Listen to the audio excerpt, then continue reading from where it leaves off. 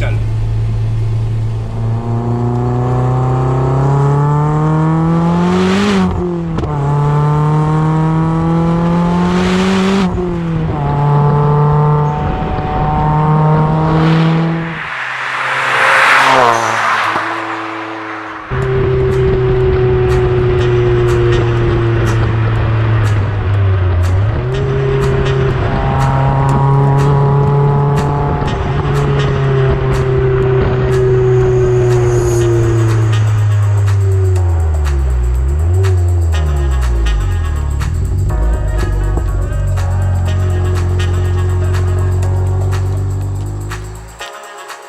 Moteur forgé, Turbo Evo X, échangeur AirTech, ligne HPM 70 mm, amortisseur KW, arceau 6 points, baquet Trophy Air.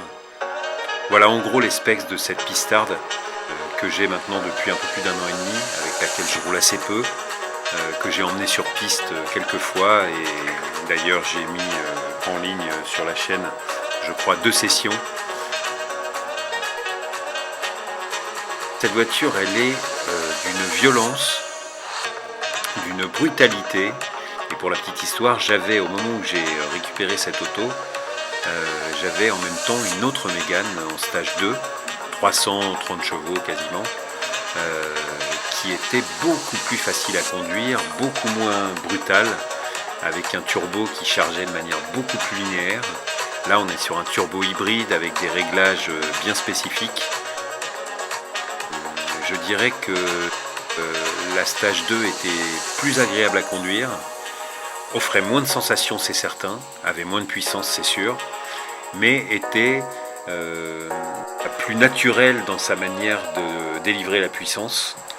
Enfin, ce que je peux dire de mon expérience d'avoir eu donc ces 2 modèles, un extrême comme celui-là et un préparé mais sans être non plus totalement abouti en pistarde pure, je dirais que vraiment, si j'avais un conseil à donner aux gens qui ont des Mégane RS et qui veulent les upgrader, arrêtez-vous au stage 2, ne les videz pas à la tôle, ça c'est sûr, mais même là, avec la ligne et la prépa moteur, quand on fait un petit peu de route, vous l'aurez peut-être vu sur les images, mais j'ai un casque anti-bruit qui est parfois indispensable, parce qu'en fonction des régimes moteurs, vous avez une entrée en résonance dans la voiture qui est vraiment fatigante.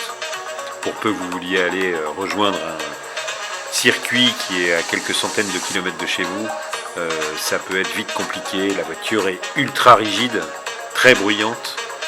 Donc en gros, mon conseil, c'est, si vous voulez vraiment faire de la piste et avoir une voiture qui soit une pure pistarde, partez plutôt sur des marques qui valent pas forcément extrêmement cher à l'achat.